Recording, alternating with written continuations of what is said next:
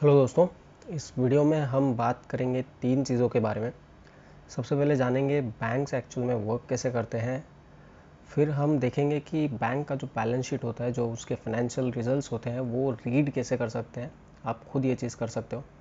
बस एक रिक्वेस्ट है कि आपके घर में या आपकी जान पहचान में अगर कोई 16+ यंगस्टर है तो उसके साथ ये वीडियो ज़रूर शेयर करें, ताकि उन्हें भी समझ में आए कि एक्चुअल में बैंक्स वर्क कैसे करते हैं। तो आइए चलते हैं, हम बात करेंगे इंडसइंड बैंक और एक्सिस बैंक के क्वार्टरली रिजल्ट्स जो हाल ही में आए हैं, और जानेंगे कि जो मार्केट में फ्लक्चुएशन आया था उनके शेयर प्राइस में वो क्यों आया था और कितना डिफरेंस है प्रीवियस और करंट रिजल्ट्स में। सबसे पहले चलते हैं बैलेंस शीट की तरफ। ये जो यहाँ पे बैलेंस शीट है, यहाँ पे जो फिनेंशियल्स है, profit and loss quarterly result, वो मैंने एक्सेल में डाला है। सो इन जो बैंक की वर्किंग होती है उसके बारे में अगर बात करूँ तो इंटरेस्ट रिसीव्ड और इंटरेस्ट एक्सपेंडेड, ये दो ही चीज़ इम्पॉर्टेंट है बैंक की वर्किंग में। वो कैसे, वो मैं आपको बताता हूँ। सबसे पहली बात, पब्लिक जो है वो बैंक में पैसे जमा करती है और उसके रिटर्न में बैंक 5 to 8% उन्हें इंटरेस्ट देता है। अब बैंक का कोई दूसरा बिजनेस नहीं होता, उसका बिजनेस पैसे में ही होता है, तो वो ये इंटरेस्ट दे कैसे सकते हैं। मतलब अगर वो उस पैसे से कुछ ज़्यादा पैसा नहीं बनाएंगे तो वो रिटर्न उन्हें इतना इंटरेस्ट देंगे कैसे। तो बैंक क्या करती है, बैंक किसी और को लेंड करती है पैसा।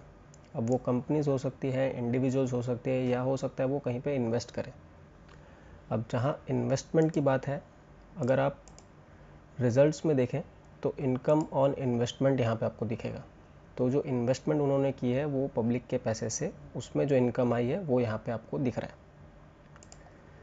तो पब्लिक पैसा देती है बैंक को और उसके रिटर्न में बैंक उन्हें 5 से 8%, या एफडी हो, सेविंग्स अकाउंट हो, या रिकरिंग डिपॉजिट हो, या किसी भी तरह का इंस्ट्रूमेंट हो जो हम पब्लिक लेते हैं बैंक से, उसमें 5 to 8% का इंटरेस्ट हमें मिलता है।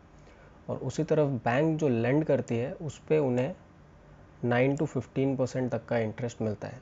तो 5 to 8 वो देते हैं और 9 to 15 वो लेते हैं। तो जो डिफरेंस है इन दोनों का, वो उनका प्रॉफिट होता है। अभी यहाँ तक तो सब ठीक है, अगर ये साइकिल चलती रहे तो कोई प्रॉब्लम नहीं होगा। लेकिन प्रॉब्लम तब होता है जब वो पैसे जो इन्हें देती है वो पैसा वापस बैंक के पास नहीं आता, क्योंकि वो पैसा है तो पब्लिक का और वो दे दिया है किसी और को। अब बैंक को, पब्लिक को तो पैसा वापस देना है। तो इस जगह पे क्रिएट होता है NPA, जो कि है नॉन परफॉर्मिंग एसेट्स, जो उन्होंने लेंड किया है लेकिन उस पर उन्हें वापस वो पैसा मिल नहीं रहा। अभी पब्लिक ने अगर विड्रॉइंग चालू की तो जो पैसा नहीं आया है उनके पास, वो मार्जिन बढ़ता जाएगा और बैंक प्रॉब्लम में आ जाएगी। तो सबसे बड़ा इशू जो बैंकिंग सेक्टर में होता है वो है NPA, non performing asset. In simple terms, अगर किसी को लोन दिया है वो अगर रिटर्न नहीं आता है तो उसे हम NPA कहते हैं, that is non performing asset. तो ये तो था पूरा वर्किंग बैंक का एक बिगर पिक्चर में, कि बेसिक कहानी यही है, पब्लिक से पैसा लेते हैं, दूसरों को देते हैं, उधर से ज़्यादा इंटरेस्ट आता है और इंटरेस्ट सामने कम देते हैं, तो जो डिफरेंस ऑफ इंटरेस्ट है वो उनका प्रॉफिट होता है।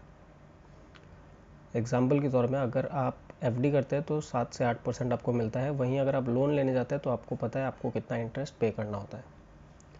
तो यही कंसेप्ट है बैंक का बेसिकली, कि वर्किंग ऐसे ही होती है। अब चलते हैं क्वार्टरली रिजल्ट्स की तरफ। ये है एक्सिस बैंक और ये है इंडसइंड बैंक। ये मार्च क्वार्टर का रिज़ल्ट है और ये दिसंबर क्वार्टर का रिज़ल्ट है, और ये इंडसइंड बैंक का मार्च और ये दिसंबर।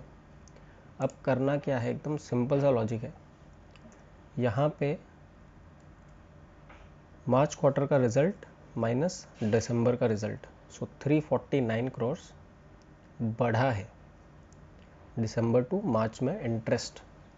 इंटरेस्ट इनकम जो आई है वो बढ़ी है, ठीक है। अब इससे हम परसेंटेज में कन्वर्ट करने के लिए इसको डिवाइड करेंगे दिसंबर के रिज़ल्ट से, क्योंकि इसके ऊपर इतना % और इजाफा हुआ है 3% के आसपास। सो इंटरेस्ट बड़ा है, मतलब बैंक की इनकम अच्छी हुई है। अब वही चीज़ हम यहाँ पे भी करेंगे और इसका परसेंटेज निकालेंगे 2% के आसपास। ठीक है, अब ये पूरे इनकम के लिए अगर हम कर लें तो आप यहाँ पे देख सकते हैं इन्वेस्टमेंट में जो है 1% का डी ग्रोथ है, बाकी सब जगहों पे अच्छा खासा ग्रोथ है एक्सिस बैंक में। और वहीं इंडसइंड बैंक में भी सेम चीज़ आप देख सकते हैं, इनकम ऑन इन्वेस्टमेंट कम है, बाकी सब चीज़ों में 73% का ग्रोथ इनका interest on balance with RBI में है। और अदर इनकम में यहाँ पे 5% का इजाफा है और यहाँ पे 1% का डी ग्रोथ है। ठीक है, अब ये हो गई इनकम की बात। अब एक्सपेंस पे चलते हैं। एक्सपेंस में आप यहाँ पे देख सकते हैं जो इंटरेस्ट दिया गया है उसका भी इजाफा 2% से हुआ है। So this is cost to the bank, so उनका खर्चा बढ़ा है। ये हम नेट प्रॉफिट तक ले चलते हैं, ये 0 कर देते हैं।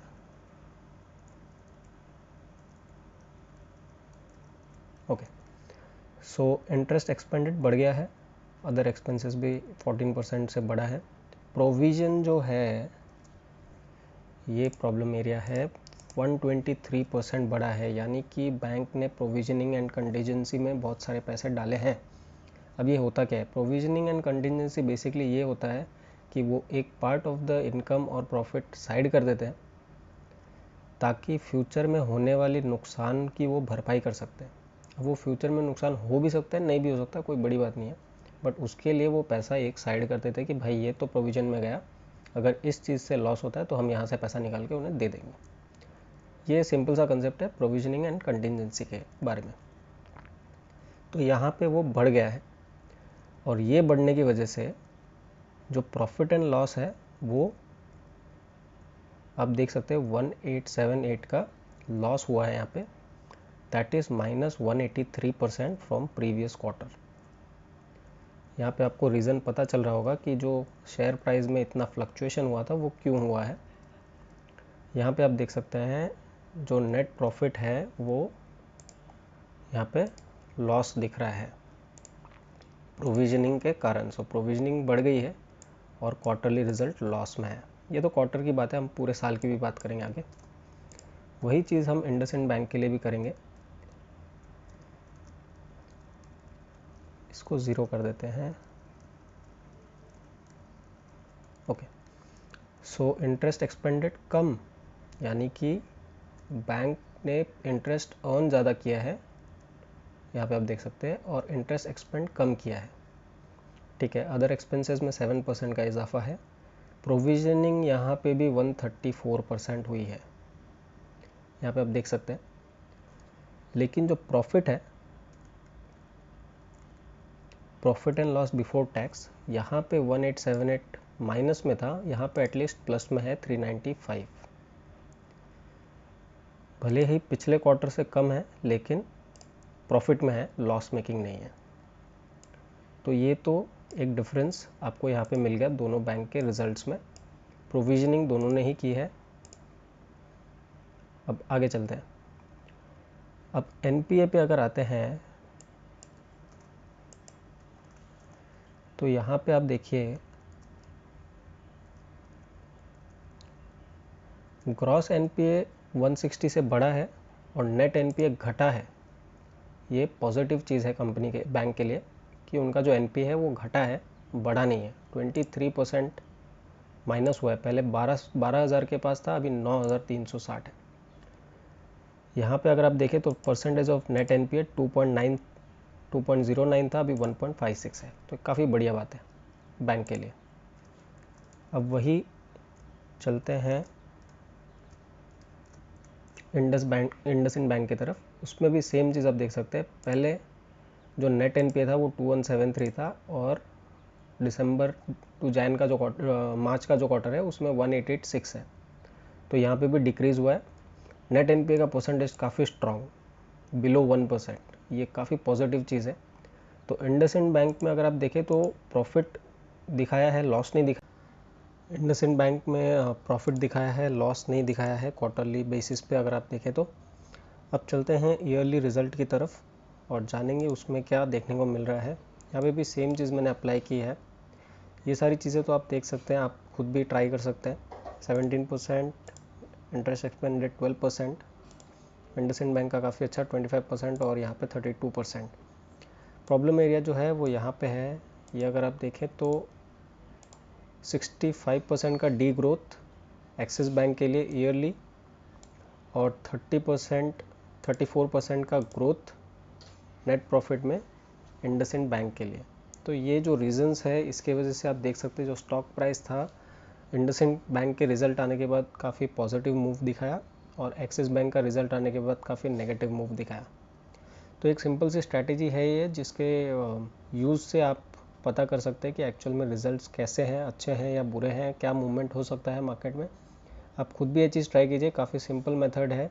सिर्फ आपको प्रीवियस और करंट जो रिज़ल्ट्स है उसको कंपेयर करना है, जिससे आपको पता चल जाएगा कि एक्चुअल में जो रिज़ल्ट है वो अच्छा है या बुरा है।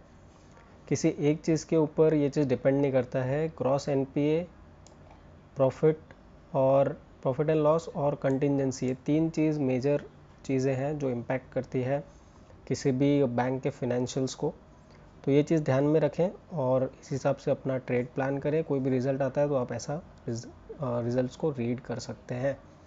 बस यही रिक्वेस्ट है कि आप अपने घर पे अगर कोई छोटे हैं तो उनसे भी ये वीडियो शेयर करें ताकि उनको भी ये चीज़ समझ में आए, और जितना जल्दी सीखेंगे उतना ज़्यादा उनको फ़ायदा होगा उनके लाइफ में। Thanks for watching this video, please do subscribe and share ज़रूर करें। Thank you.